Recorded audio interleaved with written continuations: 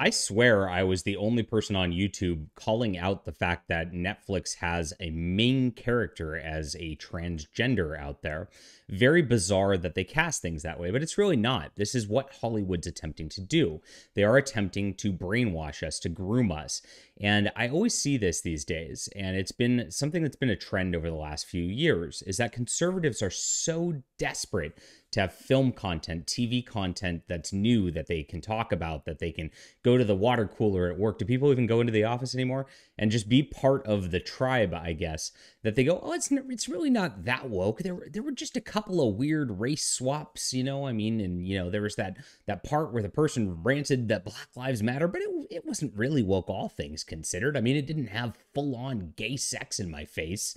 I mean, this is the level in which there's cope going on in our communities. And I, try to just call out what is, because when you have a trans going out there and pretending to be a man, and it's flung in front of everybody's faces the entire show, it's woke. That's it. That is literally what we were trying to stop from happening. Men are men and women are women, at least they used to be.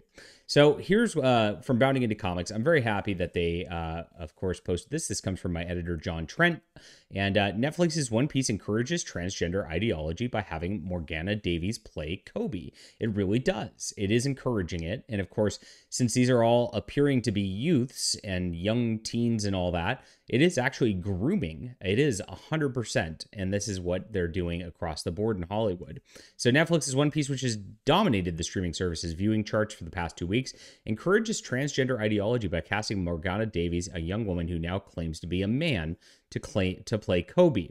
Having watched 7 of the 8 episodes, the series itself and the storylines doesn't push the transgender ideology. Now, this is where I'm going to stop, and this is where people, of course, on our side go, well, it's not that bad.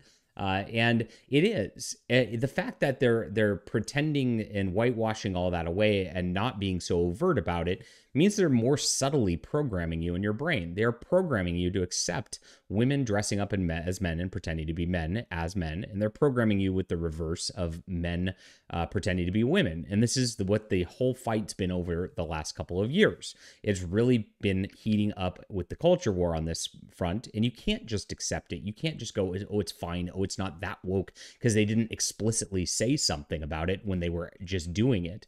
When you're showing and doing, it's actually worse than just telling, isn't it? That's the telling is less effective because you can pinpoint that out in your brain. You can go, oh gosh, they're trying to tell me this message right here. When they're showing it and not telling you, it does trick your brain to some degree, and that's how this sort of propaganda works every single time.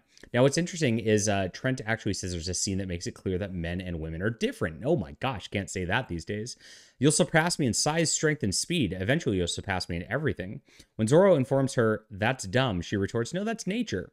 I'm small now and fast, but soon all the boys will get taller and stronger. Their arms will be longer than mine. And that's how it is. Women are different than men. And as much as this woman, Morgana, wants to pretend to be a man, she will never be a man. I mean, even the character that she plays is extremely effeminate, and it's silly watching that character look like try to be a Marine of all things, when that would not work out very well in reality with somebody of that kind of stature going into a combat situation like this.